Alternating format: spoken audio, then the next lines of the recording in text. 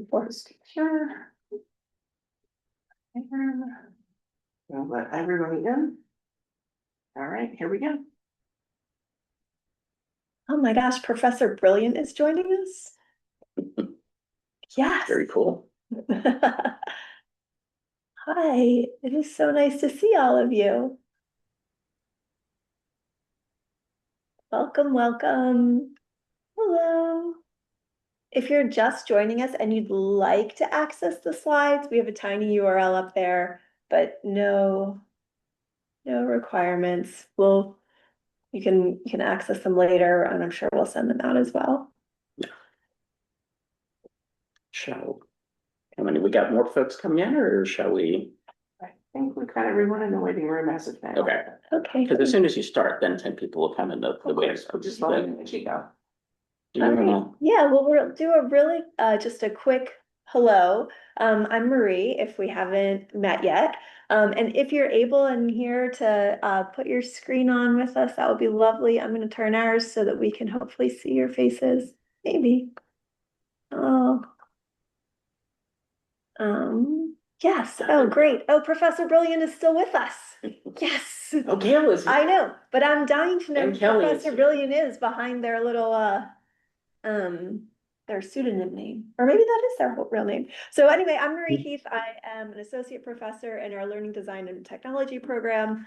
And I'm really delighted to be here with. I'm Joe Stewart-Sicking. I'm a prof in the counseling program. Yeah, and we have been doing some work together around ethics, and in particular, Ignatian ethics and AI. So my work is in AI and doing audits of technology and sort of thinking about unintended consequences and downsides. And Joe and I started to work together. Go ahead. Yeah, and I have a background. I'm an Episcopal priest, and I have just done a ton of stuff on Ignatian mission while here at Loyola. And so the Ignatian spirituality piece is something that I've studied a lot and actually use in my own spiritual direction and ministry. So it was fun to kind of bring those things together. Yeah. So something that I ask my students to do when we do work is to do an AI disclosure. So we did one for our talk as well. And we developed this without AI, and we wrote it and we edited it without AI. We did use Google. These are Google slides, so we did use our automated spell check, but it might not have caught everything, so we still might have some spelling mistakes. And then we created a QR code, which is at the end with Gemini. Claude. Different AI. So welcome. Our goal for this, I'm going to move you guys down because I can't both see our screen and see your faces. So for today, our session is to look at the methodology and practice of technology audit. So we'll figure out what that is. And then we will look at the dimensions of Ignatian ethics.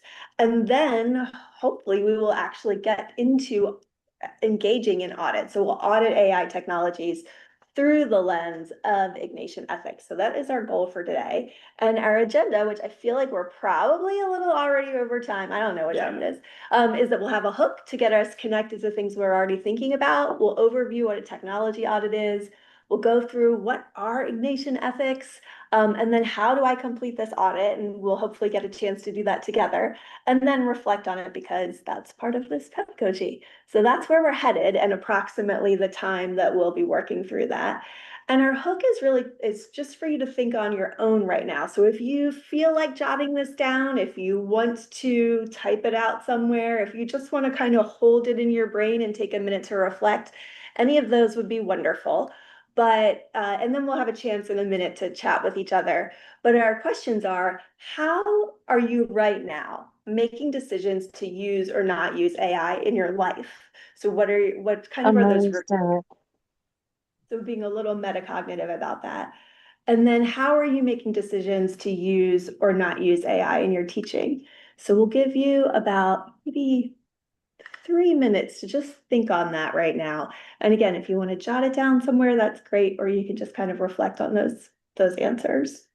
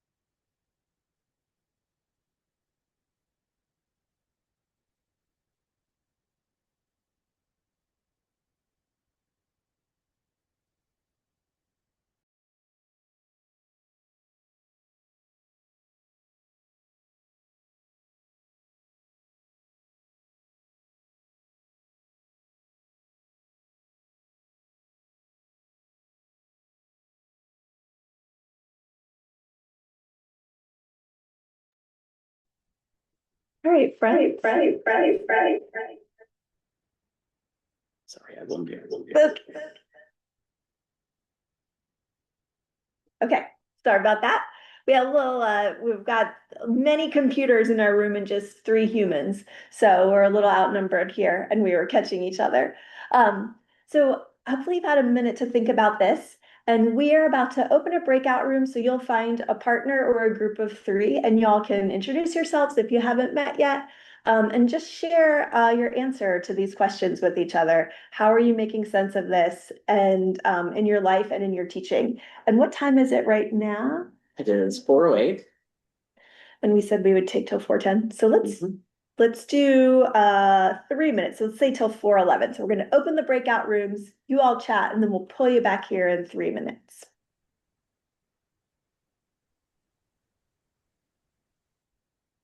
I'm gonna say no and hope they still have.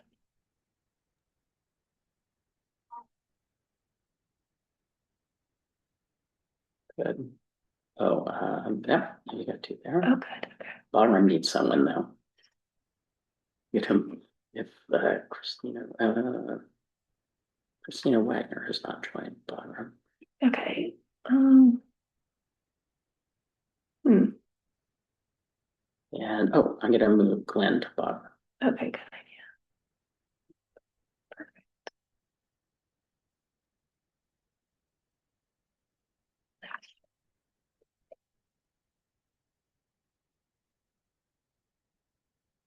The first days. So, all right, and I can broadcast a 60-second warning. Mhm. What time did we say? 4:11. Whatever.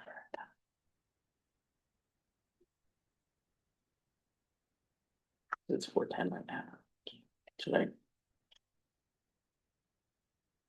Yeah. I hate rushing them, but I always Lisa, she's just observing. She's the other librarian. She's downstairs. Okay, yeah, I didn't put her in her. She's by herself. I could just say, I hate to cut you off so quickly, but we'll talk. It's a bigger group. Yeah.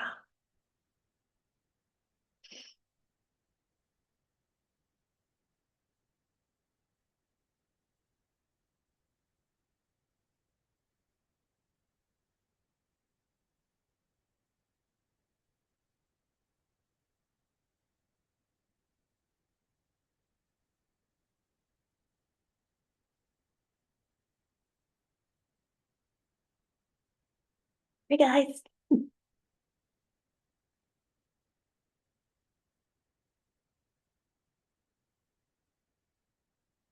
gonna keep it up for now since we're gonna do like a little chat together.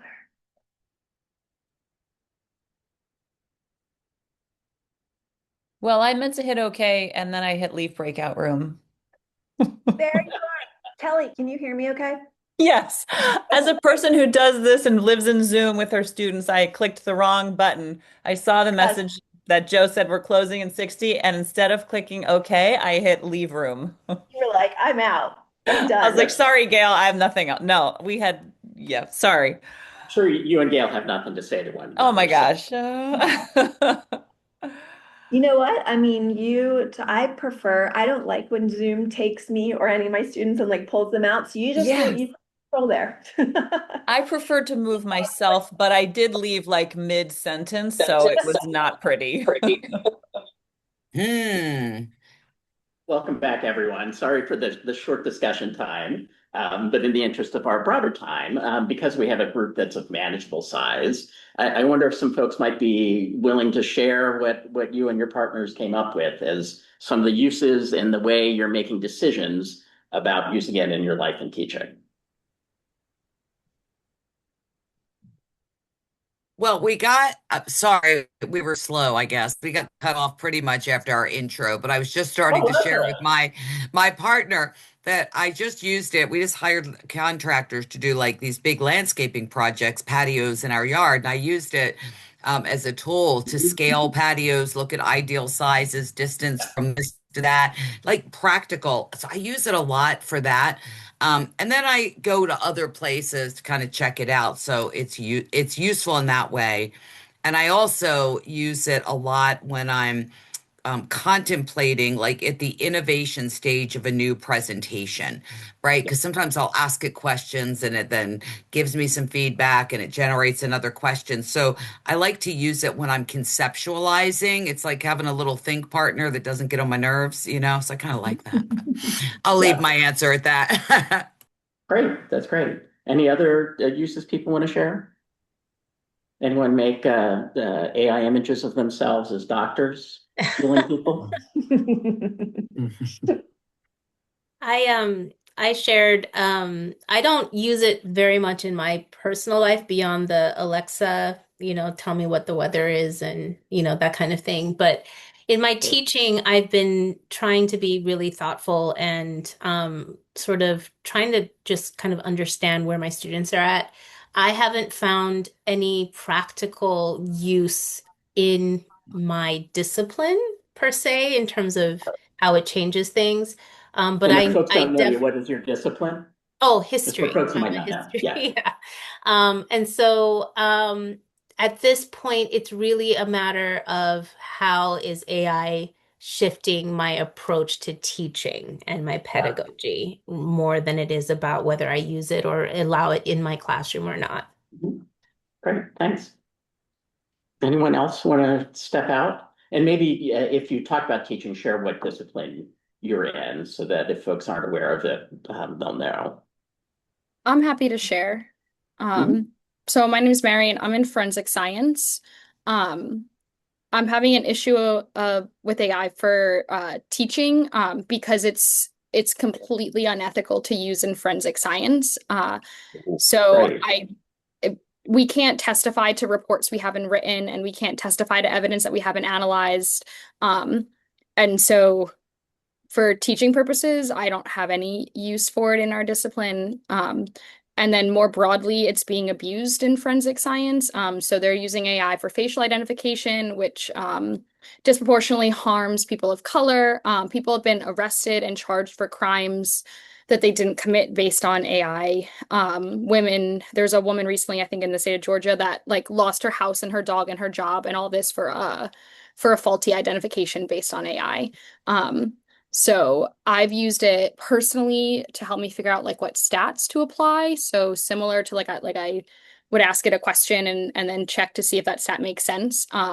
But from a pedagogical basis in my field, it's not incorporated into anything I do, and I explicitly tell my students that it is essentially banned from the forensic science testimony that they would be doing in the future.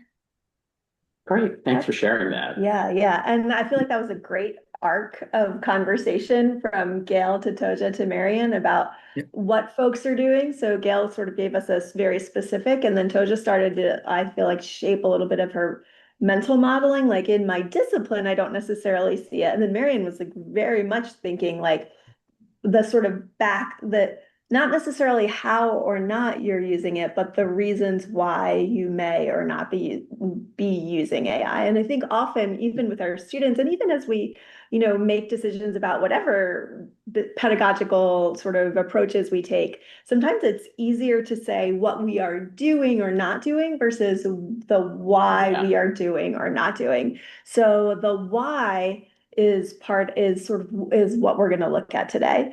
And I really appreciate Marian's perspective or sharing about the unethical ways that AI, it is not effective at identifying faces, and so is leading to disproportionate harms against different groups of people are impacted disproportionately, which is precisely the methodology that we're going to talk about today is technology audit. And it comes from audit methodology, which is a sociological tool often used in social sciences. Sorry, I'm clicking through to help try to figure out the effects of discrimination that come from decision-making models. So you're asking questions that might surface those disproportionate harms.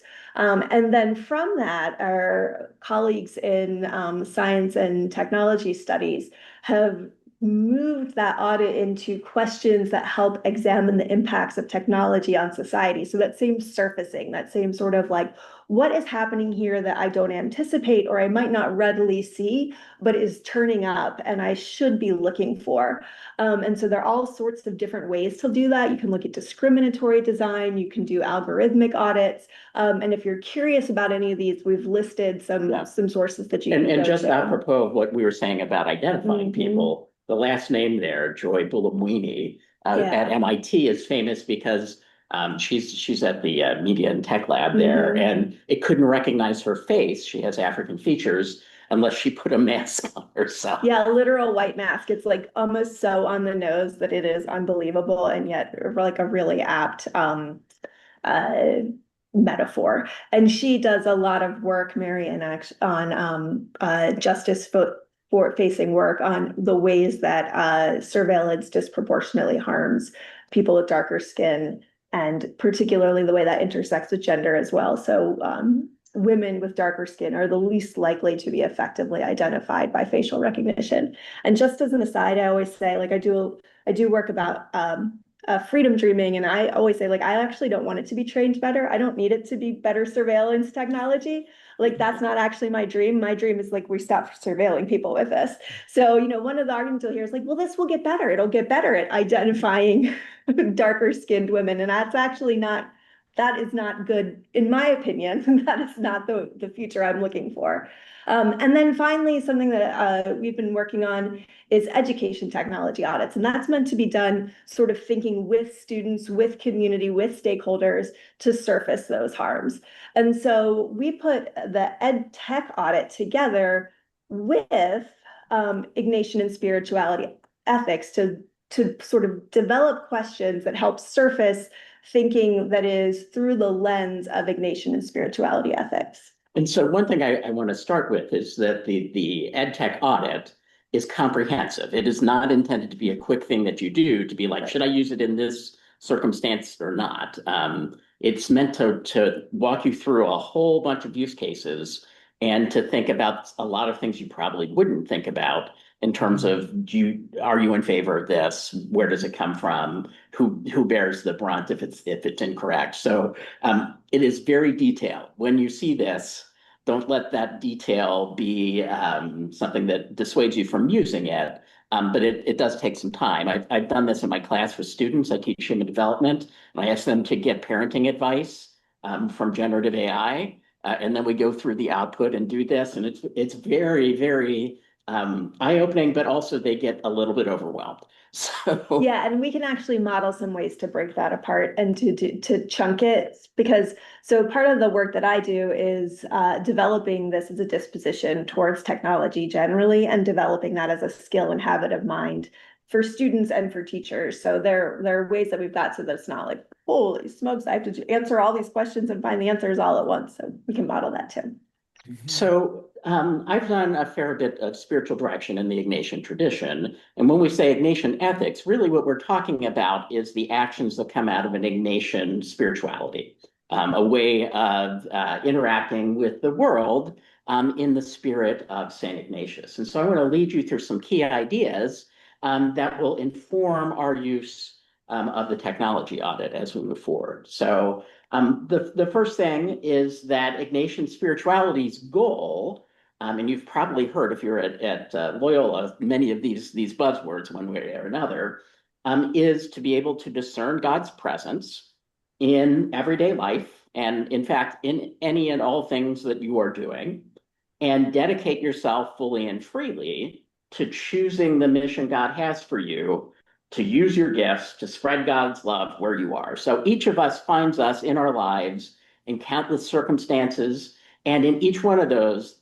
Ignatius says, if you stop and pay attention and say, where is God here? And what is God calling me to do here? You're able to make the right ethical choice and become more fully the person that God wants you to be. And so it has a lot of reflection in it. It has, a lot of paying attention in it, and it uses the imagination as well. So at the very beginning of Ignatius's spiritual exercises, he comes up with what he has become known as the principle and foundation.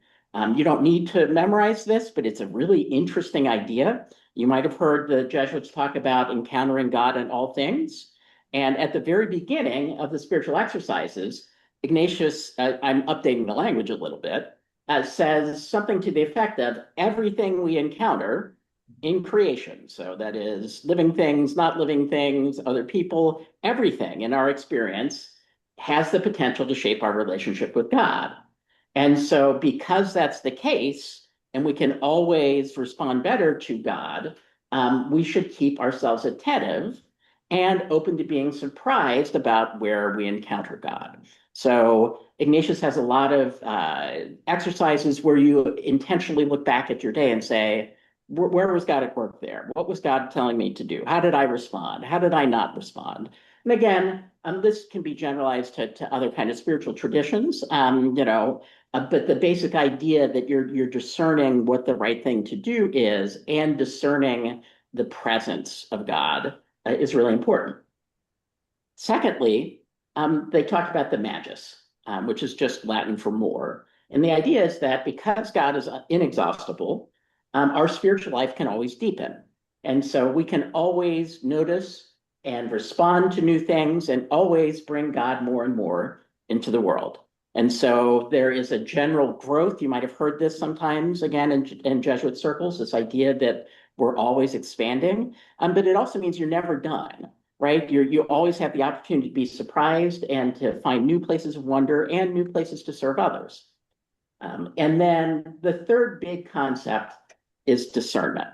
So remember that the goal is to figure out what your specific call is to love God and love other people where you find yourself. And Ignatius, because of some experiences he had, he was a mercenary, you might know. He got a cannonball to the legs at the Battle of Pamplona in Spain and was recuperating from that. Think about how surgery was back in those days, and orthopedists were. He was bored, and so he was reading a bunch of romance novels about chivalry, and he was reading the lives of the saints. And out of this, he came to the conclusion that things that are really worthwhile and the things that make us into God, who God wants us to be, and deepen our spirituality, have the form of consolations. A consolation is something that makes us closer to who God wants us to be and gives us a sense of joy, determination, and fullness over time, even when those things are hard. So if you pay attention to your experience, some things, some moments of actions that you're taking or opportunities you see will excite you, or will be something that is just kind of gives you joy, or it gives you a determination like something needs to be done. And that is a sign that that's a direction you should go. But he also says in our experiences, we have times where we're taken away from our true goal spiritually and from our ethical behavior. And those times are called desolations. Desolations are times that distract us from our call, and they come in a couple different forms. Some of them feed our egos by making us feel really great about ourselves or making us pay attention to kind of worldly achievement, worldly power, things that we know probably aren't what we're supposed to be doing ultimately. And it kind of, massages our ego. Or it makes us cynical. It makes us angry. It makes us not want to do anything. It makes us want to give up. It makes us want to say, forget this. I'm not going to bother. And both of those phenomena mark things that are detracting and taking you away from living out and being a more loving person. So that's the goal, is you want to pay attention to the things that make you a more loving person. And if you reflect on your experiences in a regular way, then your experiences, along with your knowledge of the world, and Ignatius is really clear about this, like sometimes you don't have strong feelings about a choice you have to make, but God gave you a brain too. And so you should use your brain and critical thinking with this. And if you combine critical thinking, prayerfulness, and an attention to what are the things that excite you to be a more loving person, and what are the things that are taking you away from that, you'll get a better sense of how you should make choices. And so Ignatian ethics is a spiritual process of making choices that allow you to be a more loving person and to become closer to God. So we combined our two areas of uh expertise. Oh, hold on. I was gonna actually hold, please. I showed you the secret ahead of time. Yeah. To come up with a way to think about that bigger question of like why and how and is this an ethical use of of AI? Because I'll say that like everyone always says we should use this ethically, right? And I would actually be worried if someone was like, we should use AI unethically, but almost to the point where there is no, it's just a signifier, but the one sort of is meaningless. So putting behind ethics, however it is that we define it, and so one perspective may be Ignatian ethics, right? Sure. Is an opportunity to like put some meat back in that word. So I was on LinkedIn last night, and this I can't even tell you For like what reason? I know doing the infinite scroll, Yeah. and this someone who is not like a connection of mine, but someone who like saw it posted this, and like they had no source. I don't even do not have a source for you. The chart goes further, but this is kind of the stuff that like is often comes across. Like here's how to use AI, right? Look beyond ChatGPT. AI is more than one tool. 91% of people default to one tool. I don't even know what that means, like how they got this. Usually ChatGPT. Power users don't just chat, they write, analyze, and automate workflows using AI and AI agents. And if we had time, I would do like a what do you notice, what do you wonder about this chart? And like think about how they decided what's best for what you could use it for, why we care, what market share each of these has. I do not know how that is relative to like how we might use it. But I said this is like LinkedIn dribble, and it's kind of typical of AI hype stuff, right? It's not grounded in anything that we can wrap our hands around or our brains around. And this claim is like there's these kind of things where it's like write, analyze, automate workflows, but it's very declarative. It's completely unsubstantiated. And my wonder often is like, where is if we're going to use Ignatian ethics as our foundation, like where is it in this? Where is it in that claim? And Ignatian ethics requires you to understand what you're getting into and to use your critical thinking. And so anything that's hype is kind of short-circuiting that critical thinking. And so one of the hard things that we find about this is that there's a bunch of stuff that you have to be able to get past in the packaging of these tools to be able to really evaluate them. Mhm. So this is bless you to whomever that was. Yeah, no problem. It's really nice. It makes me feel like I'm like you're with me, that you did a human thing like Yeah. sneeze. At least they're not black screens like Yes, sometimes. right. Yeah, yeah. So we put together we combined these things into a series of questions, and I actually am going to probably really mess up everything and escape out of this full screen share to share uh this with you. But I think we're doing all right on time. I'll click back and show you different technology audits that are like a little bit shorter. Sorry, it's awfully slow. Hang on one sec.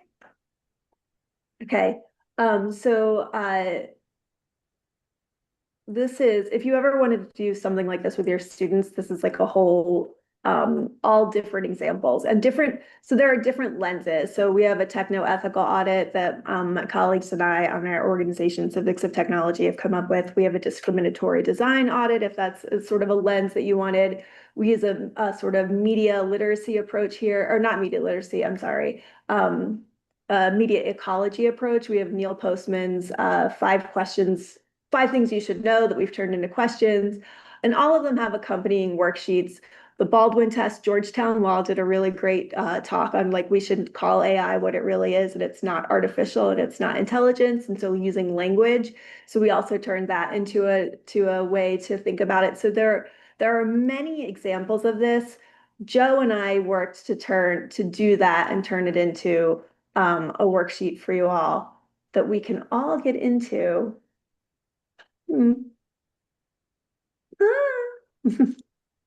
Where did it go? Yeah. Like, oh, you got to I can't get it. Oh, because the hyperlink isn't there. Hold on. Yeah, but it is. It's like I can't click to it though. Do you know what I mean? Now, see if Gemini could do this for us, I'd be all about it. All right, I'm just gonna. Claude can. I'm sure Yes, it can. right. Yeah, that thing told me that one of them could. Here, you know what? I think I put the link in the notes. There you go.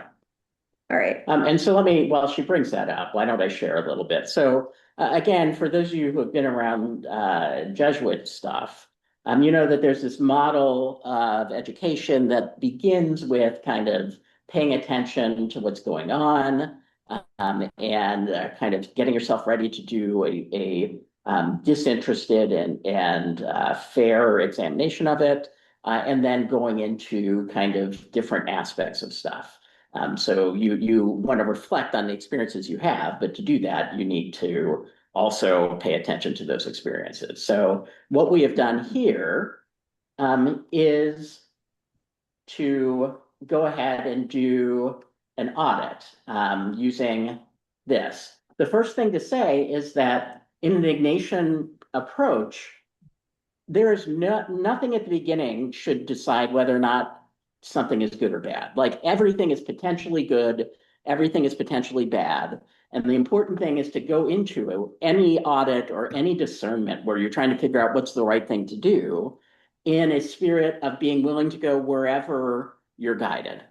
And so typically in spiritual situations, you will sit there and have some quiet time, be mindful, and maybe even pray for wisdom and judgment such that you can be radically honest and also not have your biases enter the picture. All of us have tons of biases about parts of generative AI, whether it's absolutely great or not. And so the first thing you need to do is set yourself up so you can use your brain and look at your emotions to do this.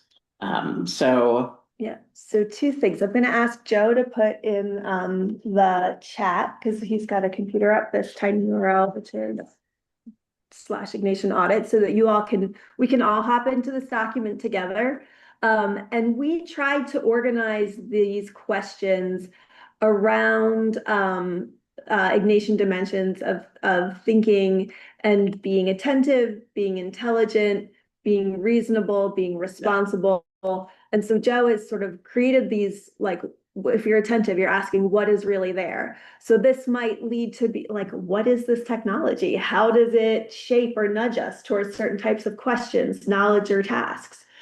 Also, what's really there, like when I ask it to do something and then it just gives me a QR code, like how did it do that? What labor was required for that on the back end? What processes were happening? What models were going on? How does this technology foster deeper thinking and curiosity, or how does it foster passivity? So we have questions lots and lots of questions. And again, you don't have to answer every single one of these, but you may end up deciding like maybe there's one or two or three that you and your department or program are going to focus on, or maybe you and your students are going to focus on, right? Like, and do a little bit each time as you're trying to figure out not how can I use this, right? Because the how is often pretty easy to come to. Like I could use it like Gail did, right? And like think about my landscaping, and this is really cool. I've used it to try and help me like plan trips more effectively. I've used it for lots of things. That's the how. This is sort of like the why that's behind it that helps me decide if I should be using this regularly. And getting to Marion's larger point about the ways that there are reasons why I might decide I actually don't want to do this on the regular.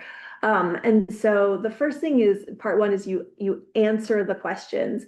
And then to Joe's conversation earlier, you this your reflections. Like what is standing out to me? What is kind of calling to me? And this is something that's important. How might this impact people other than myself, right? Who come from different traditions, different identities, different groups, to eventually answer, should we use this? And you may qualify that, should we use this in history? Or you may qualify it, should we use this in forensic science? Or you may make it as broad as, should we use this in our lives? Or should we use this in a Jesuit institution? I think you can kind of like put those qualifiers around it. So I'd like to pause for just a second and bring us back together. I'm gonna pause sharing actually as a group and ask, or actually I could still share. I just can't see your You want to see people. Yeah. I can show you. What do you think you would need to know to answer these questions? So for instance, what labor processes and models are required to power this technology? Like, what information do you all need to answer that question? I can highlight it here too, so you know which one I'm talking about.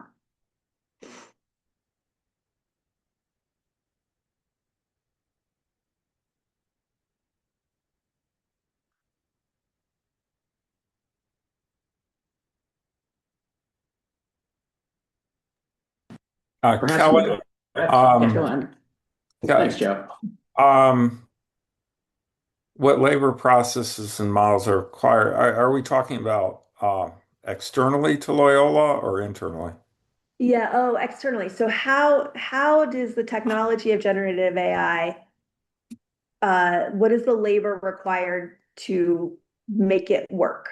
So what Externally, because yes, as a it's technology as it exists. not magic. Yeah. Yeah, so like no, that's a thing that you should ask yourself, like, do I know the answer to that? And if I don't, what do I need to answer this, right? Because some of these are not questions. Again, the idea of an audit is to sort of uncover and surface the less obvious things, those things that are behind the surface.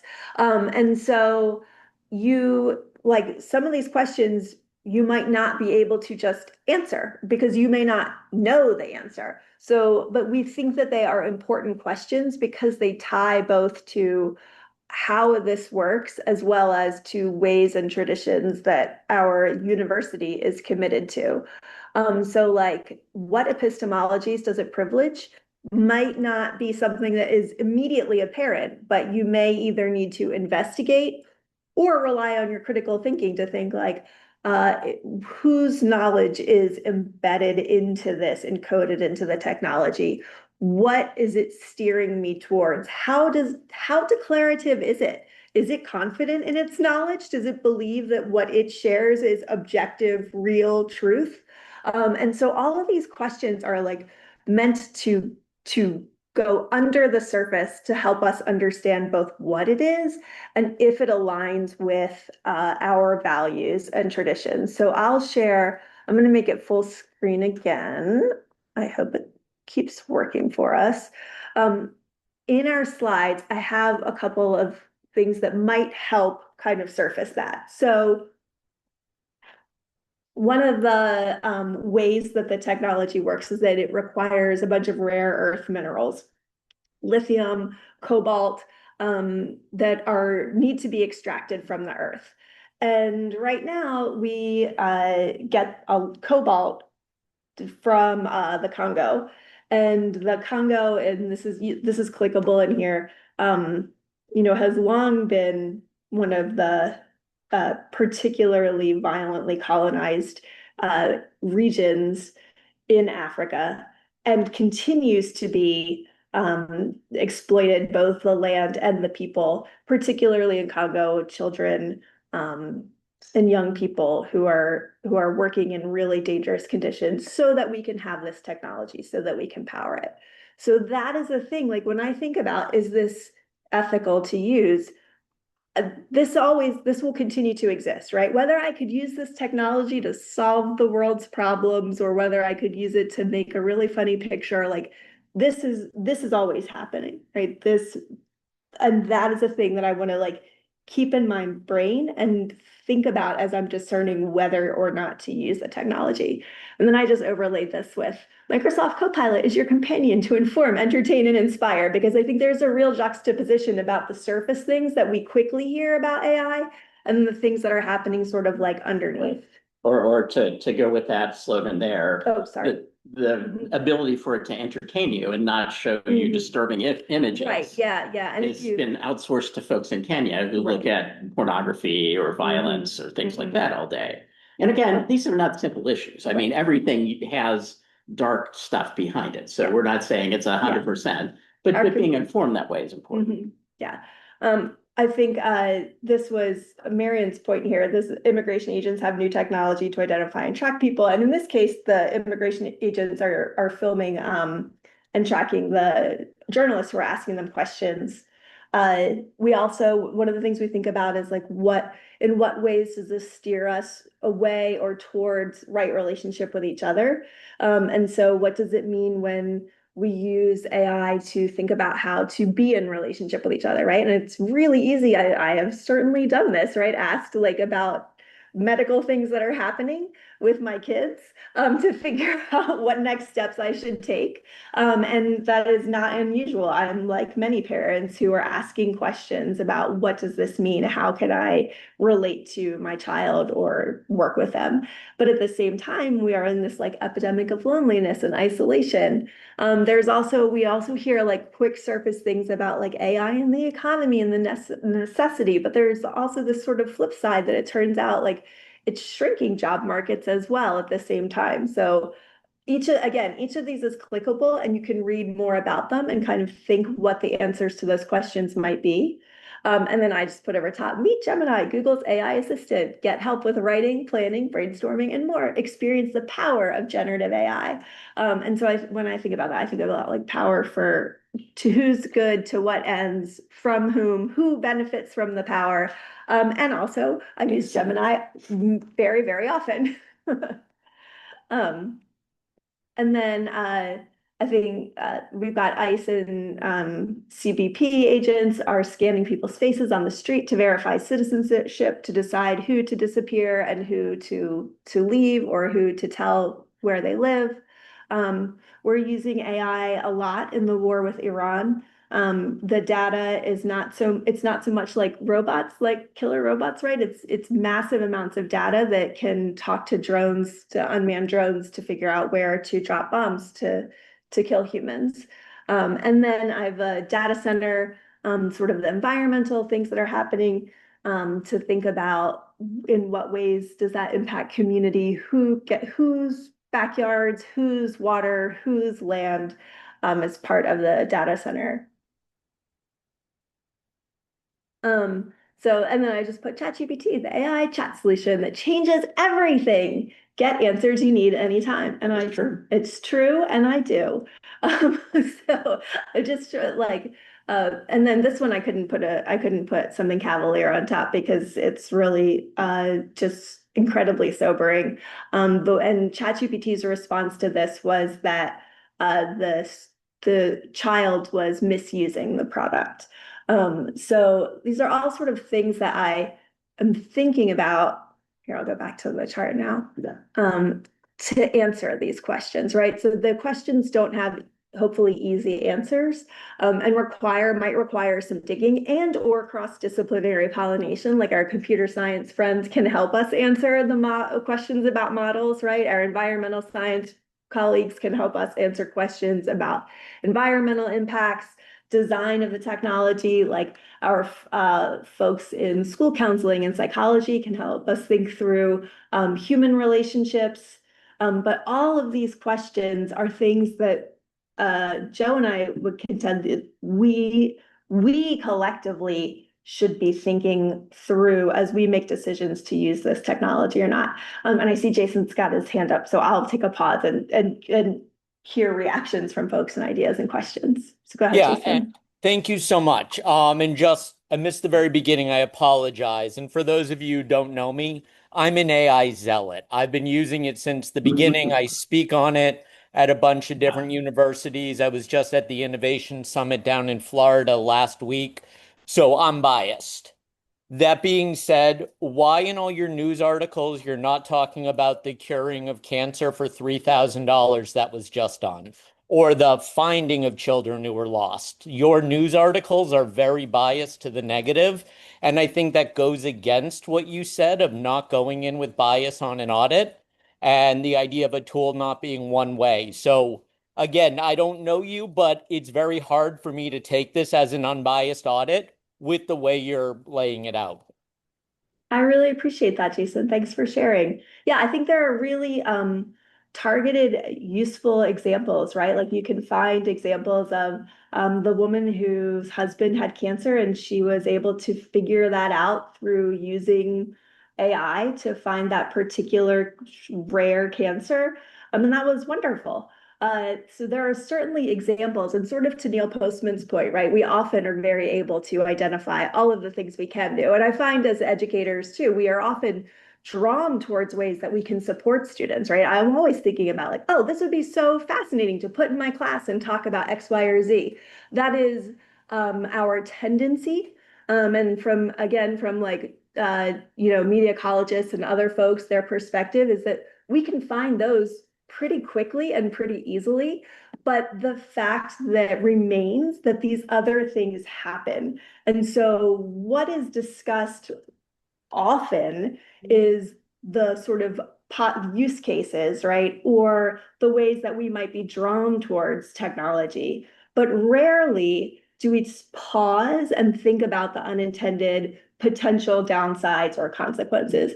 So those use cases are tremendous. And also these other things are happening, right? There is extractive practices. There are companies that are leveraged in trillions of dollars and need us to use their technology. So like that are working very closely with surveillance. And that's so like all of that is happening. And I think that it is important for us to have those conversations too. So thanks for that question. And I hope I answered it. I see Joe's got his hand up too. On these issues of the negative externalities, this to me is more a call for collective action rather than individual action. I mean, as individuals, how we respond to these questions, what actions we take in our courses in our lives, uh, aren't going to have really much impact compared to what our collective political body decides are the rules and regulations on this technology. And, right now there's just a complete failure at the collective level to regulate any of this. We have an economic system that socializes costs and privatizes gains. And, if we all had to pay what this was actually costing, it wouldn't be this free magic thing dropped into our Yeah, computers. And right. I think this, how we answer these questions really should be what kind of political change we demand, not what kind of individual. We're stuck kind of living in a system that needs to be changed on a collective level. I mean, I still have to get in my car and drive to work and put carbon in the atmosphere, and Right. I can't escape the system that I'm in. And if we're going to solve some of these problems, it Yeah, has to be thanks, done at Joe. the collective level.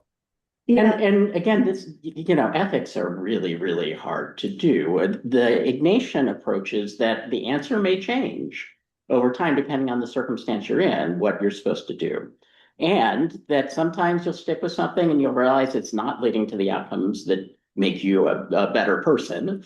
And you choose not to do that. I would also say it there's never, most things that are important don't have a 100% good, 100% bad track record. And I think it's fair, Jason, to say, hey, there's a bunch of positive use cases for this that also, I would hope, folks would bring up in this. The framework I put here, it's from a Canadian theologian, Bernard Lonergan, and he says, well, what is kind of good, authentic thinking? And so he says that is thinking that is attentive, intelligent, reasonable, responsible, and loving. And so that's why I broke it into that. I think that the stakes matter too. Like, if I'm creating expert testimony out of it, that might be different than brainstorming, class activities in it, which also might be different from, potting my plants. If it's right or if it's not depends less on that, right? How it comes to conclusions and what percent of the time it's wrong. Like all of these are contextual. And so I would suggest that these are questions to consistently ask. The reason we put up some of those things is that, frankly, they're concealed by the ease of use. And so probably most of us here have a pretty good sense of what the pros and cons are, because you wouldn't be at this meeting if you didn't. And we may not agree on all of those. What I would say is that a lot of folks just don't. And so there are some things that are worth knowing and thinking about, to understand how to use it better, and how it impacts us, and at the end of the day, you should make the choice to use it if it makes you more attentive, intelligent, reasonable, responsible, and loving. And there are circumstances in which that is likely to be the case. There's nothing 100% bad or 100% good. Anything that is created, at least for Ignatius, has the potential to be of good use. So hopefully that kind of not giving into the bias, because it is really easy. Like this topic, what is so hard to approach without that. And I think it's fair to point out when that's happening. But it's not gonna be an easy answer. Like I think at the end of the day, you're gonna be like, well, it's kind of good to use it this way and that way, but I hate that use case. So like I've gone through some of these myself, and I'm like, well, I'm kind of good in coming up with case studies for students to look at and apply theory to and then critique. And I'm okay with it, like, differentiating instruction in some ways, but then probably I don't want it, writing first drafts for my students or doing, and why is that? Because of, does it make them more attentive or not? Does it make them more intelligent or not? That's how I'm approaching it. This is not a finished product, but that's kind of the direction I'm going, if that makes sense. Yeah, and I'll say that a lot of the work that I do around technology comes out of critical traditions, which say that are actually quite helpful, right? Critical, I think we hear the word and we think like, oh, you critique, and somehow like critique is bad, but actually like naming the thing is the only way that we can then actually work towards something that is even more good, right? So to pretend that that doesn't exist or that it can be negated by a really fabulous use case, I think is not true, right? The true thing is that both exist. The true thing is that there are really serious harms and there are some really amazing good. But if we pretend that one or the other does not happen, or we just want to focus on the like really incredible use cases, but never actually address those harms, then there wouldn't ever be collective or individual action towards change. And I also think you cannot have ethical use if you do not acknowledge that you're also causing harm when you use it. But you might still make the decision to do it. Miriam, go ahead. Thanks. I just also want to, at least in my opinion, point out that I don't know of any incredible use cases that are specific to my students using it in class. Like, I feel like I try to tell them that like the AI that they have access to is not the same AI that is finding cancer in patients 5 years ahead of when a doctor can. So like, if we're as a professor and from a teaching perspective, I don't have a use case to me yet where I'm like, oh, my kid used AI and this has made them more caring or more intelligent or like in a classroom, I only see it used in a way to cheat, which I know like I talk a lot about ethics and forensic science, but if they're using it to summarize articles instead of reading it, they lose their literacy skills. If they put that in a report, anything in a report can be questioned at trial. So if you haven't done the reading and summarized it yourself and synthesized the information, and then you testify against it, the evidence can get thrown out. The criminal can get set free, the innocent person can go to jail, and from a teaching perspective, which is what I feel like we're focusing on, I have not yet seen a use case in which my student significantly benefits from using AI. And again, the questions here are to help us articulate better why we would make that judgment. So part of what I hear you saying is that if they're using it to get out of work, right, they're being less attentive and less intelligent. Now all of us, I used to be a kid that read the encyclopedia for fun, like going and asking Gemini about stuff that I don't know much about, assuming that it's probably 90% right. If that pops out, that might be something that makes me really excited to learn more and to go into, like, I never knew there was a subfield here that someone was studying. Like, it is possible to do that, but you can see how it depends on what people are using it for. And does it make, the same thing could make one person more alive and able to help people and creative, and another person could be offloading their creativity. And, so again, I think what I'm hoping in this framework is to give us more specific ways to articulate the pros and cons. Yeah, and I'll say that, Marion, having our offices next to you all was such an eye opener for me about the ways that because I use AI, there are classes that my students take with me where we do use AI. There are some where we absolutely do not, especially our ethics of AI class, until we've decided the ethical uses. And then there's some where it depends on the actual assignment if we use it or not.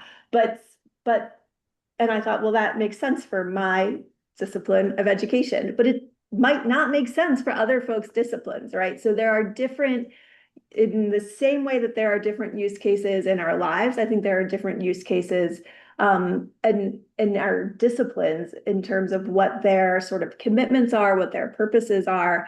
And I want to be really mindful of our time, that we have 1 minute remaining. And I so appreciate all of this conversation, which is the hope actually of these questions, right? Is that they're provocative, that they cause us to be able to articulate not the how, but the why, or the why not, right? So that we can be, that is grounded in something deeper than our, and all the love to gut feeling, but like more than just our initial reaction, right? But allows us to kind of prod and think and sit and discern. And so our final thought for you all, and I think we'll just do this like as maybe just a quiet reflection, or if you wanted to type in the chat, is I'm going to just minimize it and share the slideshow again. Is how might you use the audit with your students, or how might you use all or part of it to help design policy for your department or program? So part of that, those directions were to identify like which questions were really standing out for you, what might be particularly salient, and also if you wanted to pop into those other audits, if this one's not vibing with you, but you want to check those other ones out, there might be something there that could sort of address the questions that you have. So how might you end up using it with folks? And then maybe if you want to pop that into the chat, you could do that, and we'll be mindful because I know we're probably at time and folks might need to go. And again, thanks for the really vibrant discussion. Yeah. Our hope is that we've given you some ways to articulate details of your take on AI, especially generative AI, because that's what we encounter most. There is a QR code to kind of just some readings on this. It's a Zotero group that I put some stuff in, and some are more critical, some are more appreciative. Some are derived from specific Jesuit things, like how do you make good decisions to become a better person, and that cognitive theory that I talked about be attentive, be intelligent, be rational, be responsible, that stuff. But I think this is a discussion that hopefully we can get to the next level, because it gets so easy to turn into 100% good, 100% bad, or like I'm a hero, and booster of this, or I'm a Luddite and I'm going to go and attack the data centers or whatever. Like, I think it's much more nuanced than that, like any ethical problem. And it requires us to both reflect deeply, but also get more information and to articulate nuances in more important ways. So I hope that this might help with that. And if you have any thoughts on it, please contact either of us. Yes, please do. I really appreciated everyone who was here, and thanks for being willing to share and talk and discuss and push. I really appreciate that. So thank you. All right, folks, take care. Yeah.